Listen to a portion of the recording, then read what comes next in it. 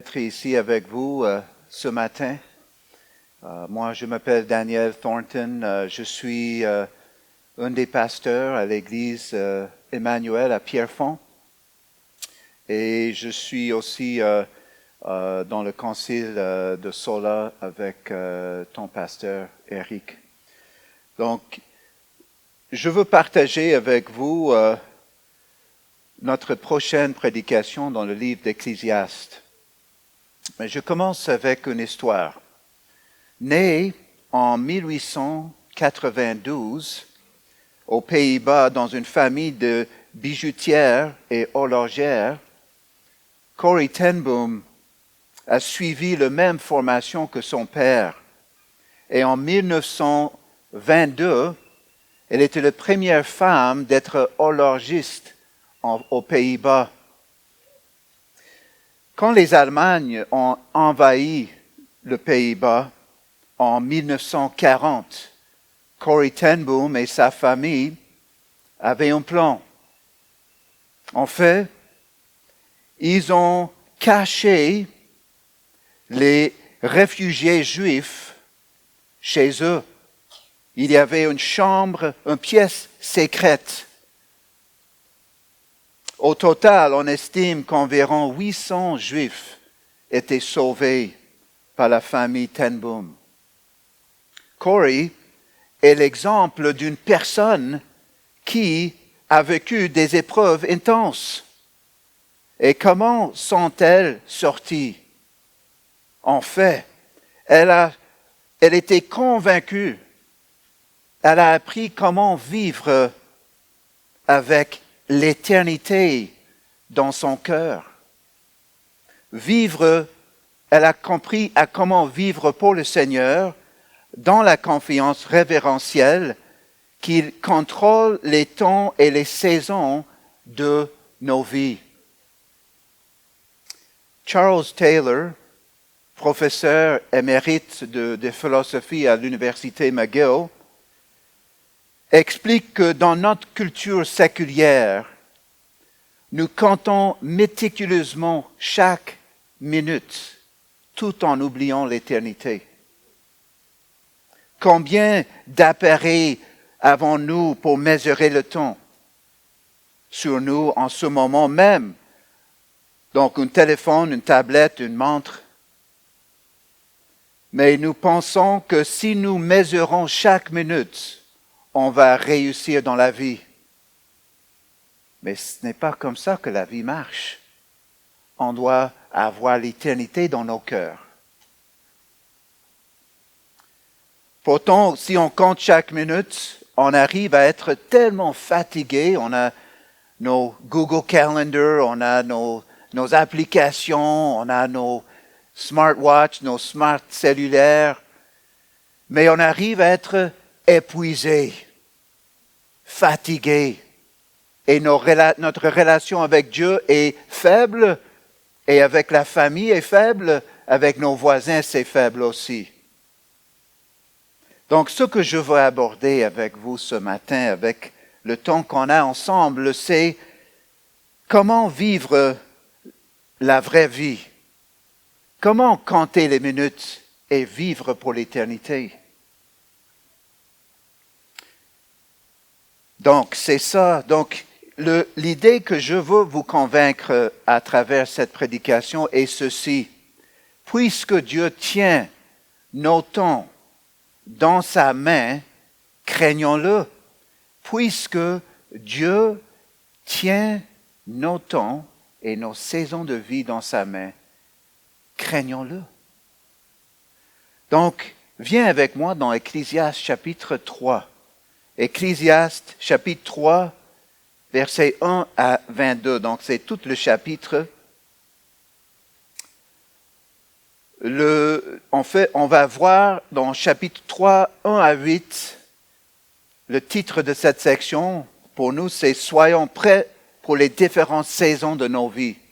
Soyons prêts pour les différentes saisons dans nos vies. Ça, c'est versets 1 à 8. Versets 9 à 15, soyons reconnaissants. Soyons reconnaissants. Et versets 16 à 22, soyons prêts pour la fin. Donc, première section, versets 1 à 8, soyons prêts pour les différentes saisons dans nos vies. Ici, nous avons 8 versets dans cette section.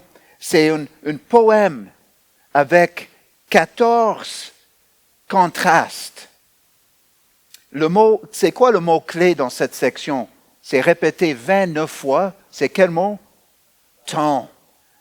29 fois, donc c'est le mot-clé de cette section. Le temps est le thème clé.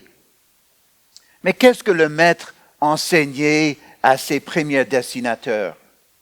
Ce qu'il voulait enseigner à ses premiers destinataires, les jeunes leaders à Jérusalem, c'est que en observant la vie, toute l'expérience de la vie, on voit qu'il y a les hauts et les bas, les différentes saisons, les différents temps. En fait, la totalité des expériences humaines sont expliquées dans les contrastes, 14 contrastes, d'expliquer toute le gamme d'expériences humaines, l'ensemble des expériences humaines. Donc, viens avec moi, on fait verset 1. Verset 1, je vais juste prendre ma Bible.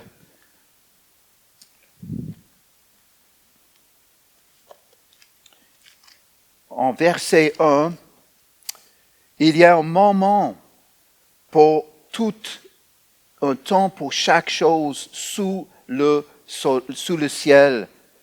Donc, nous souvenons ici que sous le soleil, ici, sous le ciel, c'est la vie à l'horizontale, la vie de jour à jour.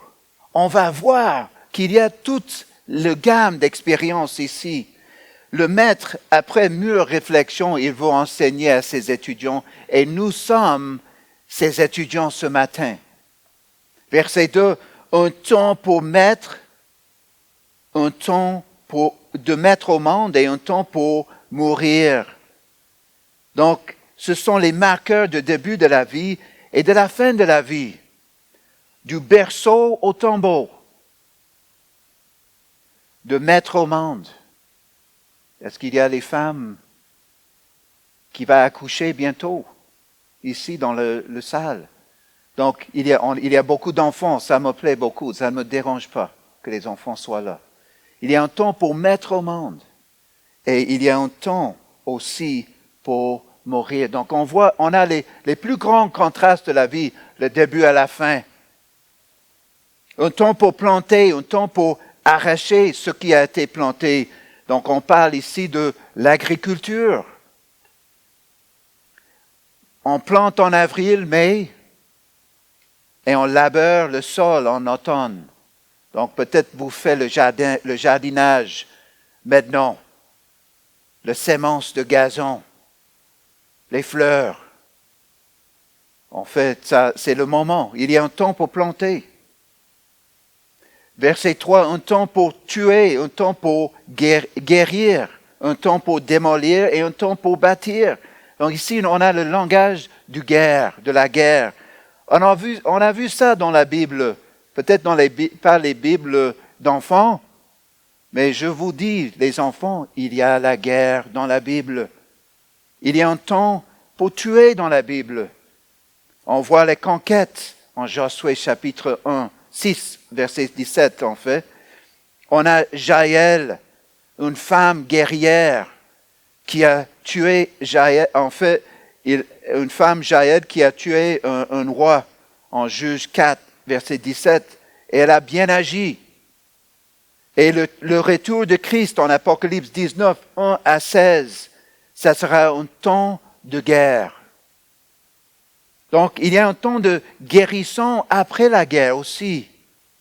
Lorsqu'on traite de paix, un traité de paix est signé, les relations sont rétablies, c'est un temps de paix. Il y a un temps pour démolir les bâtiments aussi et les maisons. Les enfants ici, vous savez, avec le Lego, il y a un temps pour bâtir, il y a un temps pour démolir. C'est vrai? C'est comme ça dans la vie aussi. Il y a un temps pour bâtir, il y a un temps pour démolir. Donc, après la guerre, c'est un temps pour construire. Et nous voyons ça aussi même avec les adultes. On démolit les bâtiments pour reconstruire les autres bâtiments. Et on prie pour un bâtiment pour l'église d'Oxa. Un jour, on va construire un bâtiment. Il y a un temps pour ça aussi, Eric. Oui, et l'église d'Oxa. En verset 4, un temps pour pleurer et un temps pour rire. Un temps pour se lamenter et un temps pour danser. Donc ici, on passe de l'extérieur à l'intérieur, aux émotions ici, aux aspects émotionnels de l'existence humaine. Il y a un moment pour pleurer, comme à la mort d'un proche. En Romains 12, 15, ça dit pleurer avec ceux qui pleurent. Et aussi, il y a un moment pour rire, comme lorsque nous prenons un bon repas avec nos amis. Peut-être le barbecue chez Eric. Et en Romains 12, 15, dans le même verset, réjouissez-vous avec ceux qui se réjouissent. Et il y a un temps pour danser. Pour nous, les baptistes, des fois, on pense que ce n'est pas dans la Bible qu'on doit danser. Imagine, moi, en train de danser, c'est vraiment, peut-être avec ma femme, avec mes filles. À l'église, j'ai besoin de l'aide et l'encouragement. Verset 5, un temps pour jeter des pierres et un temps pour ramasser des pierres. Un temps pour étreindre, embrasser et un temps pour s'éloigner de l'embrasser. Ici, c'est aussi un temps de guerre. Donc, dans l'époque, ce que les Israélites ont fait, les gens de Proche-Orient, ils ont, dans le temps de guerre, ils jetaient au champ les pierres, afin que les ennemis ne puissent pas avoir une récolte. Donc, il y a un temps pour faire ça, et il y a un temps aussi de ramasser les pierres après la guerre.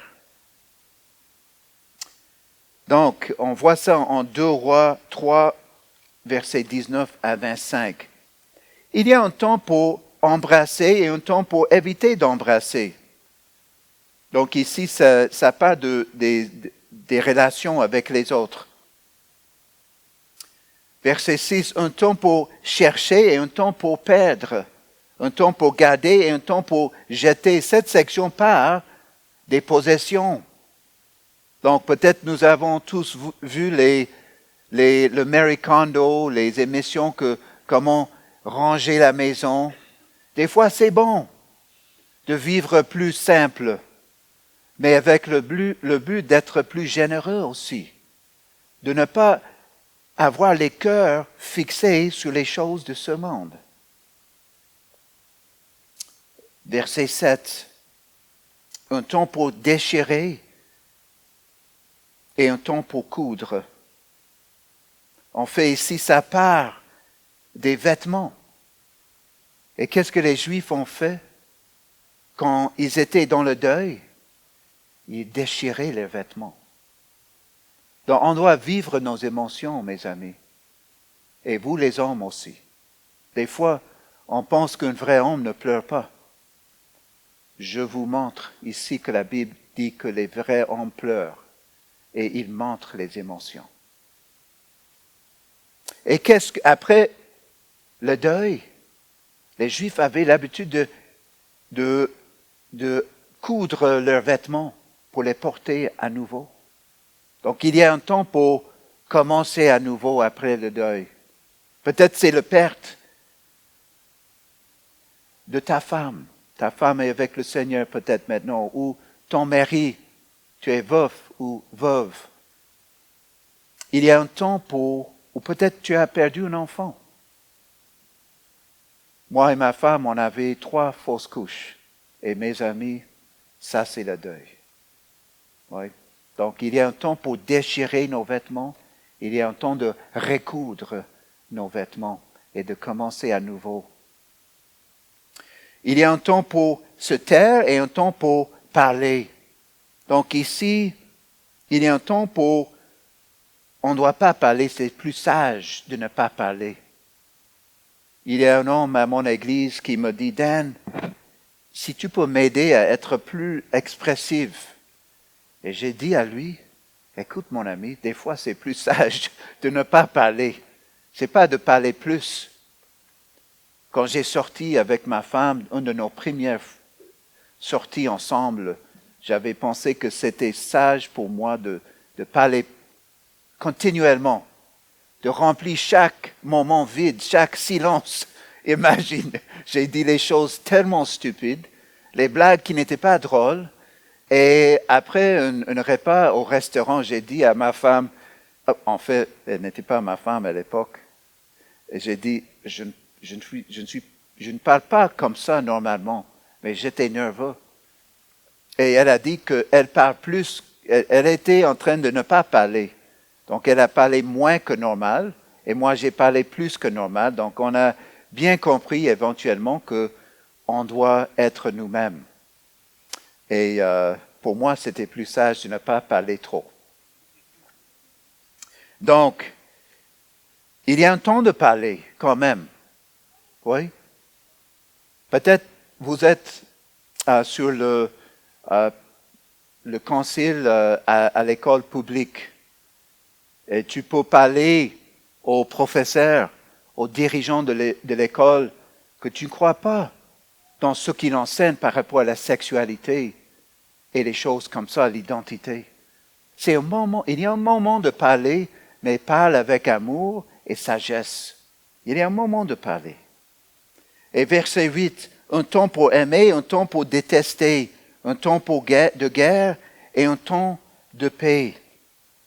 Donc on voit ici dans les 14 contrastes une façon, toutes les gammes de l'expérience humaine sont décrites du berceau au tombeau, les hauts, les bas. Et le maître ici, il ne donne pas en fait une évaluation à ces choses, mais juste une observation que c'est ça la vie humaine. Ça c'est notre vie. Après la chute, la vie est compliquée. Il y a les hauts, les bas. Donc ici, quelques mots d'application, un temps pour mettre au monde. Donc la Bible nous enseigne que la vie commence dès la conception. Il y a plusieurs versets sur ça. Jérémie 1, 4 à 5, Psaume 139, verset 13, Job 10, verset 11 et Psaume 119 à 73. Le National Post, dans un article publié le 24 novembre 2022, affirme qu'au Canada, une grossesse sur 5 se termine par avortement. C'est une terrible injustice. La vie, il y a un temps pour mettre au monde. Toute vie est un cadeau. Et si quelqu'un tombe enceinte à cause du péché, quelque chose hors de mariage, c'est à l'Église de l'entourer, de prendre soin d'elle, de prendre soin de bébé. Si vous avez subi un avortement, sachez qu'il y a le pardon pour ça. Que si tu tournes vers le Seigneur et tu confesses ton péché, il y a le pardon. Il y a un moment de mourir. L'euthanasie, l'aide médicale à mourir. En fait, on croit dans la vie, la fin de vie naturelle, pas imposée par un médicament qui donne la mort dans 5 minutes, 20 minutes. Donc, il y a un temps pour mourir. La Bible nous enseigne clairement. Et notre culture, il me semble, est fascinée par la mort. L'avortement jusqu'à l'aide médicale à mourir. Il ne valorise pas la vie. Il ne comprend pas c'est quoi la gloire d'être un humain. Peut-être vous passez dans un hiver de l'âme, même si c'est l'été. Mais c'est un temps de l'ombre, un temps de découragement, de dépression. Peut-être tu penses jusqu'à la fin de ta vie. C'est bien normal. Il y a les temps difficiles. Ça va passer. En fait, on va tous traverser les temps difficiles. C'est ça partie de la vie humaine. On a vu ça dans les 14 contrastes. Déchirer les vêtements, recoudre les vêtements. Juste par exemple. Mais la maladie, la dépression, peut-être il y a des problèmes dans le couple. C'est normal. Mais on va passer à travers. Et je vais vous montrer dans les prochaines sections. Donc, si vous êtes dans l'été de l'âme, prépare-toi pour l'hiver de l'âme. Ça va venir. Il y a un temps, une saison pour toutes choses. On doit être prêt pour ça. Et en fait, on voit que même les joies, comme la joie d'un mariage à venir, peut-être la joie d'un enfant, la joie d'une promotion au travail, rends grâce au Seigneur pour ça, mais il y aura des moments difficiles qui s'en viennent aussi. En Romains 5, 6, ça dit car lorsque nous étions encore sans force, Christ, au temps marqué, voyons le mot temps, il y a une saison, un temps répété 29 fois dans ces premiers 8 versets. Il y a un temps quand on était sans force. Christ, au temps marqué, est mort pour des impies comme nous. Au temps marqué.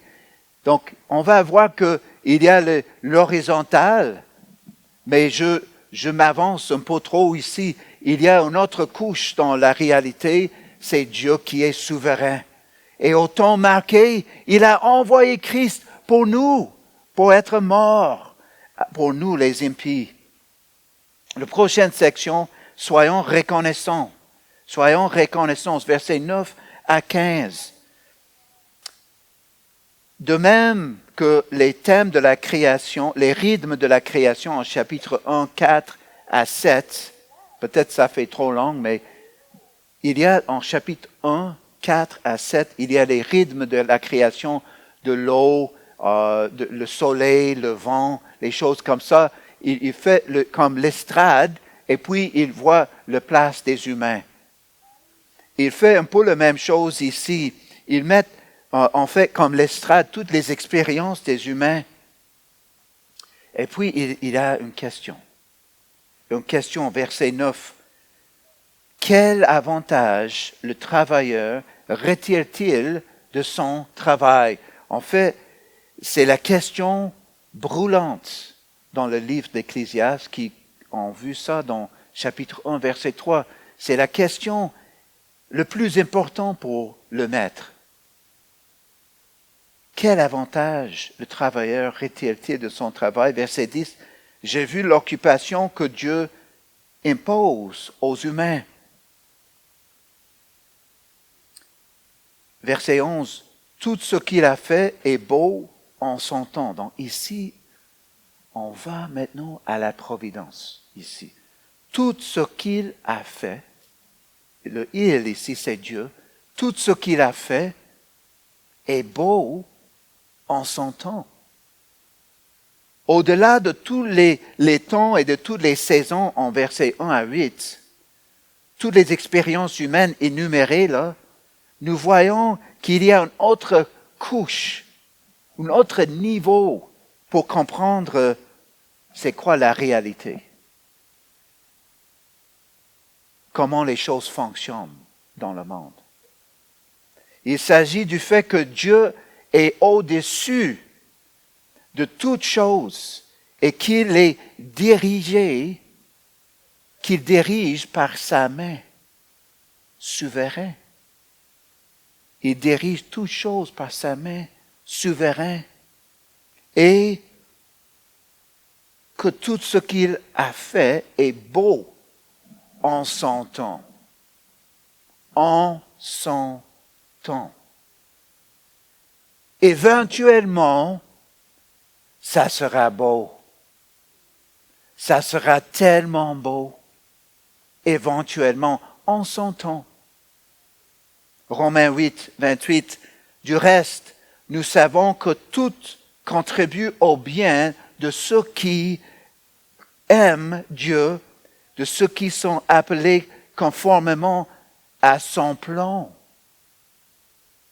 Tout ce qu'il a fait est beau en son temps.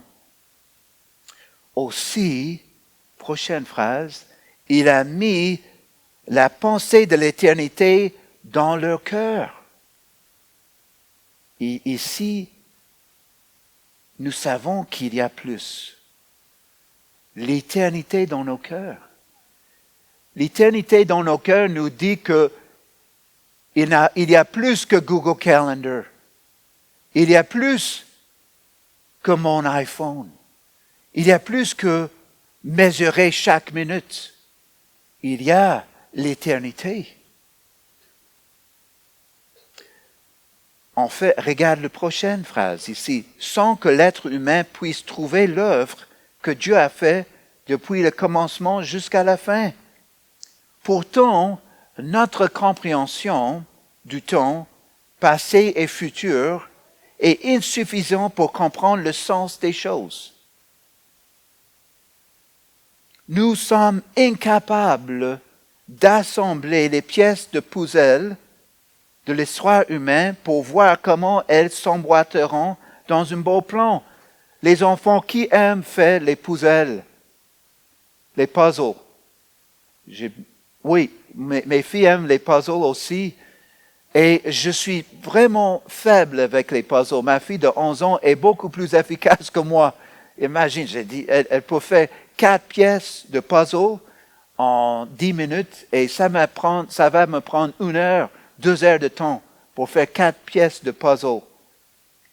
Mais imagine, nous ne sommes pas si sages que nous pensons. Le puzzle de la vie, on ne sait pas comment ça marche ensemble. On ne sait pas comment arranger les pièces de puzzle pour comprendre la vie. Mais Dieu, il sait, et ça sera tellement beau.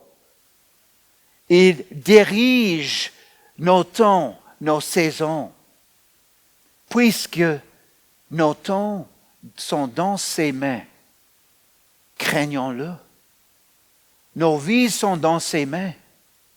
Corrie ten Boom, elle fabriquait les montres. Mais elle sait que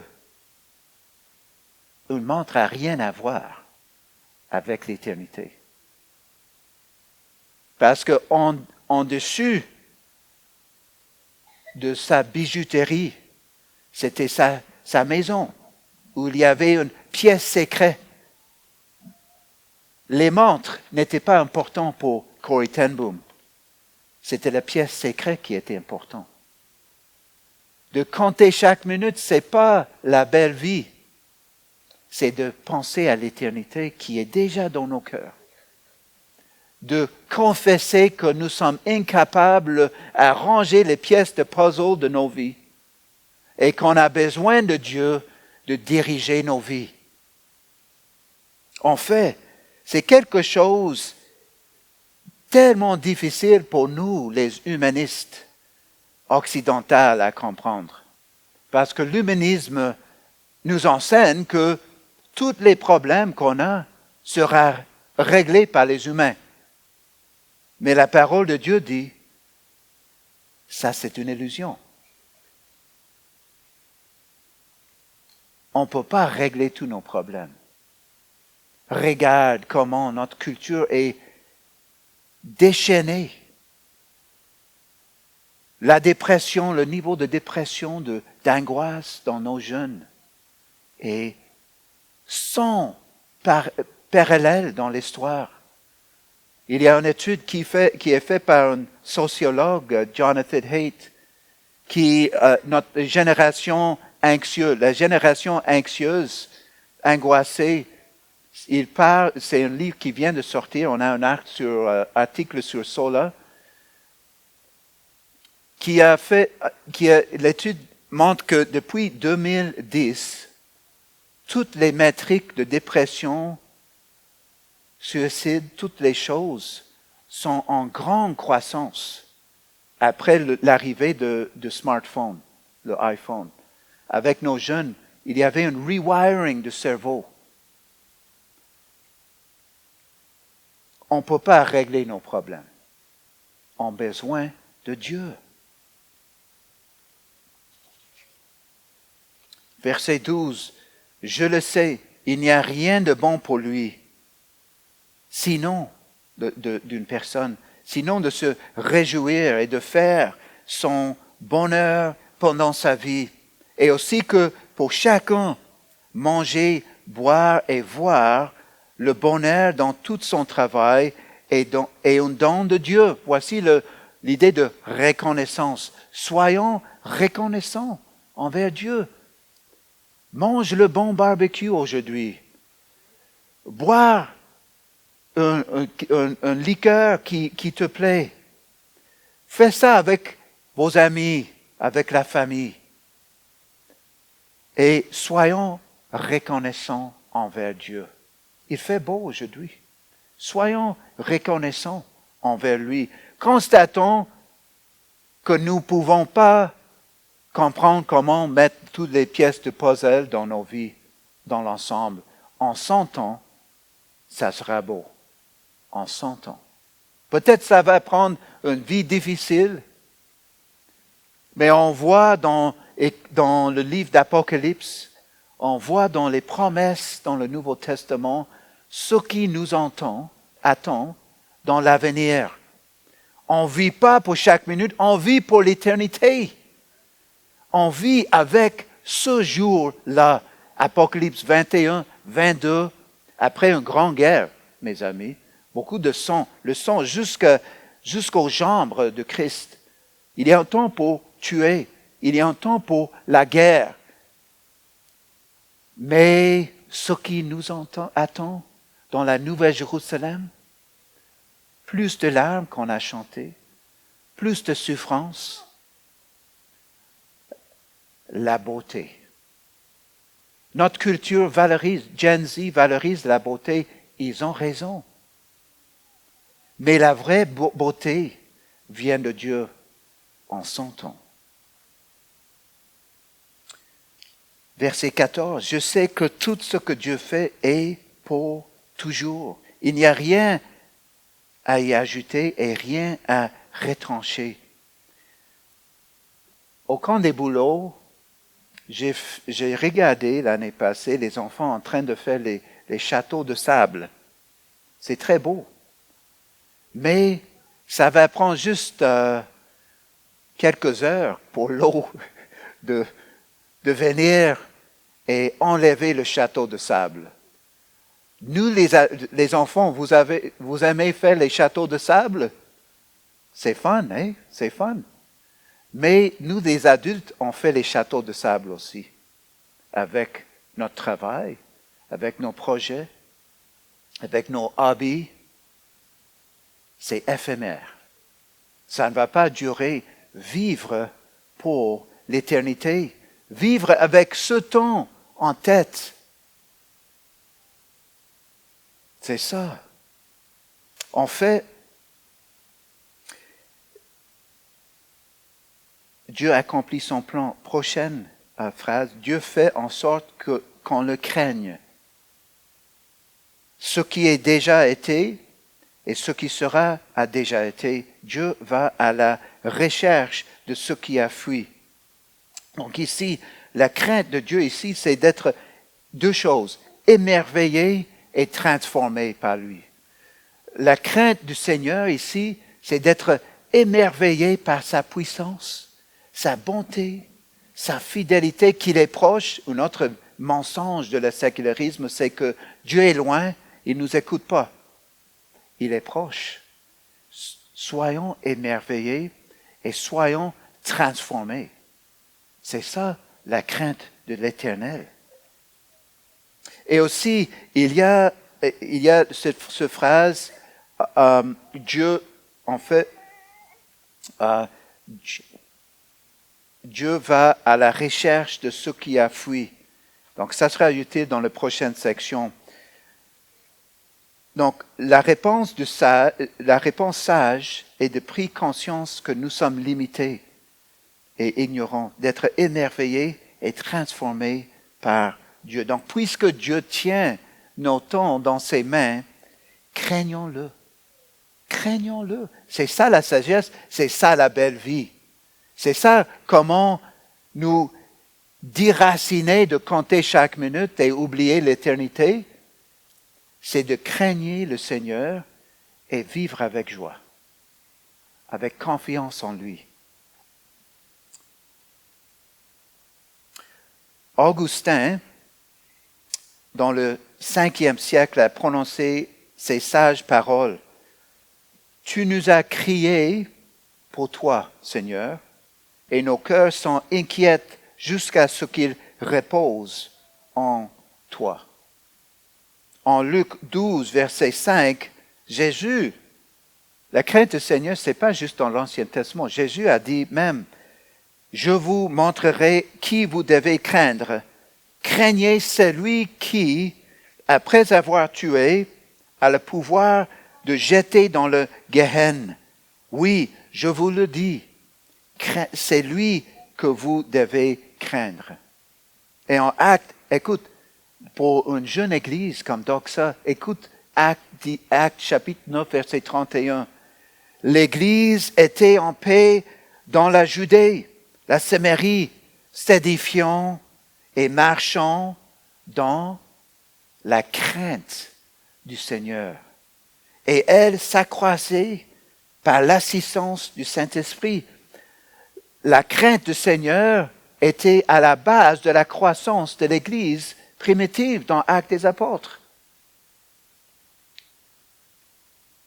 Dernière section ici. Soyons prêts pour la fin.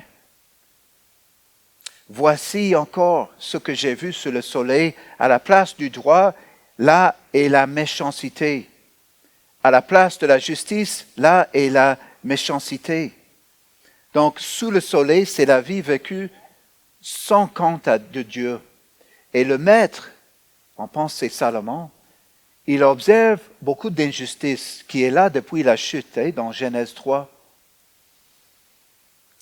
Mais, regarde ce qu'il dit en verset 17. Je me suis dit, Dieu jugera le juste et le méchant. Car il y a un temps pour chaque chose et un lieu pour chaque œuvre. Donc, à la fin de verset 15, ça dit, Dieu va à la recherche de ce qui a fui. Il est au-dessus de temps. Lui, il ne compte pas les minutes. Il va chercher ce qui est dans le passé, les péchés qui étaient faits depuis la chute, depuis Caïn, jusqu'à le futur. Donc, il va juger, il va rappeler avec justice ce qui était fait dans le passé. Car il y a un temps pour chaque chose et un lieu pour chaque œuvre. Donc ici, c'est un réconfort pour la victime, les victimes de violence. C'est un réconfort. Dieu va juger cet homme. Dieu va juger cette femme. C'est aussi un avertissement pour les auteurs d'injustice. En fait, les chefs de gang, les kidnappeurs et assassins qui transformaient Haïti en zone de guerre, Dieu va les juger. Ou l'industrie du sexe à Montréal, qui est une des plus grandes industries au monde. Ça se trouve ici à Montréal. Dieu va les juger. Gloire à Dieu. Pour l'injustice, Dieu va juger chaque injustice. Mais maintenant, peut-être tu n'es pas encore chrétien ici. Il y a l'espoir pour les pécheurs. On a vu dans Romains, au temps marqué, Dieu a envoyé son Fils pour mourir pour les impies comme nous. Peut-être tu es une personne violente. Peut-être même les enfants, peut-être tu vois que tu es impatient, colérique. Il y a l'espérance pour nous. Et ça se trouve dans celui qui est plus que Salomon, Jésus-Christ, qui est mort pour les pécheurs. Il est mort pour donner la paix, la vie, le pardon. En fait, il y a un temps pour déchirer nos vêtements.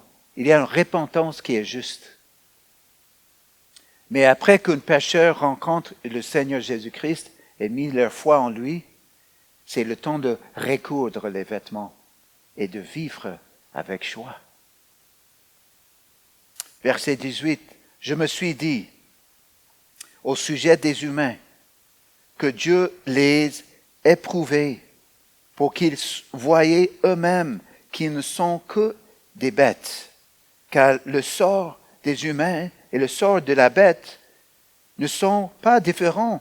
L'un meurt comme l'autre, ils sont tous un même souffle, et la supériorité de l'humain sur la bête est nulle. Tout n'est que futilité. Tout va dans un même lieu. Tout vient de la poussière et tout retourne à la poussière. La mort est le grand égalisateur. Chacun d'entre nous mourra un jour.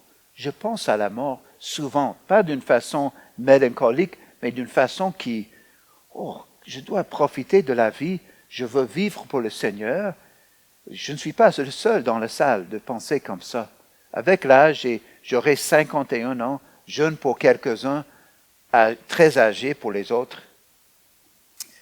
Mais le progrès de la médecine moderne, l'intelligence artificielle, ou même un bon régime de vitamines, ou d'être vegan ou keto, n'empêcheront aucun d'entre nous de mourir un jour. On doit être prêt pour ce jour. C'est un fait qui devrait nous conduire à une humble dépendance à l'égard de Dieu. Qui sait si le souffle des humains, verset 21, s'élève vers les hauteurs, et si le souffle des bêtes descend vers le bas, vers la terre. Donc le maître Salomon vivait à une époque où Dieu n'avait pas révélé autant qu'il a fait pour nous ce qu'il advienne d'une personne après sa mort. J'ai vu verset 22, parce qu'après la mort, il y a l'enfer ou le paradis. C'est ça les deux choix, c'est ça la réalité. Donc, on doit vivre avec notre jour de mort en tête. En fait, un des meilleurs commentaires sur le livre d'Ecclésiaste, le titre c'est « Living Backwards ». Vivre à l'envers. Et parce que le point final de la vie, c'est la mort. Donc, comment vivre avec le point final en tête, en esprit? Vivre en l'envers. Donc, vivre living backwards. Donc, verset 22, j'ai vu qu'il n'y a rien de mieux pour l'être humain que de se réjouir de ses œuvres. C'est là sa part. En effet, qui le fera revenir pour voir ce qui sera après lui? Puisque Dieu tient nos temps dans ses mains, craignons-le. Peut-être tu n'es pas encore convaincu que Dieu existe. Peut-être tu veux rester dans l'humanisme qui nous entoure dans la culture. Mais je veux vous convaincre que ça, c'est une illusion, une forme d'égoïsme qu'on peut, nous les humains, pour régler tous les problèmes d'humanité et de la création. On doit être responsable, bien sûr. Nous les chrétiens, on doit être les meilleurs citoyens. Mais écoute, l'humanisme laisse la question de justice en suspens. L'humanisme, il n'a pas un jour de jugement pour les humanistes. Il n'a pas un jour quand Dieu va juger avec justice les malfaiteurs, les gens qui ont amené des problèmes intenses, violents dans les vies des individus ou des pays.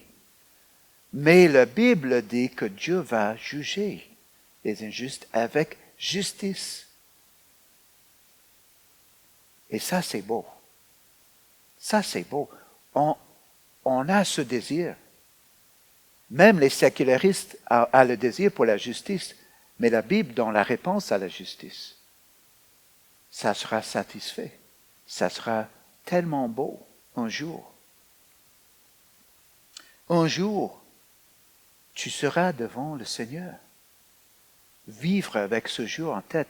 Si tu n'as pas encore repenti et mis ta foi dans le Seigneur Jésus-Christ, mort sur la croix pour toi, fais ça ce matin.